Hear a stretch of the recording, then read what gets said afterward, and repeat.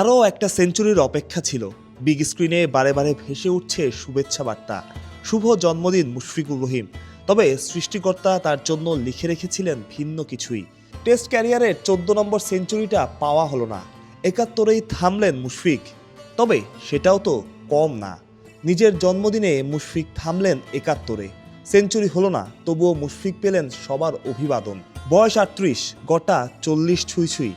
সচিন টেন্ডুলকরের পর ইতিহাসেরই সবচাইতে লম্বা টেস্ট ক্যারিয়ার। চাইলেই কি মুশফিক হওয়া যায়? বাংলাদেশ পাকিস্তান মিরপুর টেস্টের দ্বিতীয় দিনের খেলা শুরুর আগে মুশফিকের জন্মদিনের কেক কাটা হলো দলের পক্ষ থেকে। সেই কেক খেতেও একরকম অনুরোধই করতে হলো মুশফিককে, হবেই বা না কেন। গেল এক যুগে সতীর্থরা যে তাকে কোক জাতীয় কোনো কিছুই খেতে দেখেননি। মিষ্টি থেকেও দূরে থাকেন মুশফিক। এই ত্যাগ শুধুই পেশাদারিত্বের খাতিরে। জন্মদিনের কেকটাও মুশফিক নিয়ে গেলেন গ্রাউন্ডসম্যানদের কাছে। বড় মানুষ হতে হলে মনটা যে বড় হতে হয়।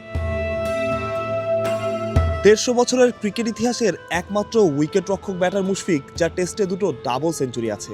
জি, ঠিকই শুনেছেন, মুশফিকই একমাত্র। শুধু তাই না, একমাত্র উইকেট রক্ষক অধিনায়ক যার বিদেশের মাটিতে টেস্টে ডাবল সেঞ্চুরি আছে।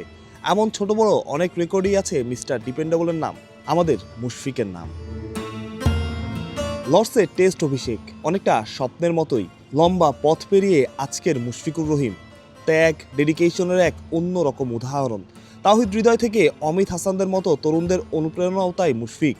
একজন উদাহরণ তৈরি করার প্রয়োজন ছিল। পরিশ্রম যে মানুষকে আলাদা করতে পারে তা বোঝানো দরকার ছিল। মুশফিক সেটা পেরেছেন। মানুষকে রান গড় দিয়ে আলাদা করা যায় ঠিকই, তবে এর বাইরেও কিছু থাকে। এর বাইরে থাকেন মুশফিকুর রহিমের মতো কেউ। শুভ জন্মদিন মুশফিক, আমাদের মুশফিকুর রহিম। প্রত্যয়, বিডি ক্রিক টাইম।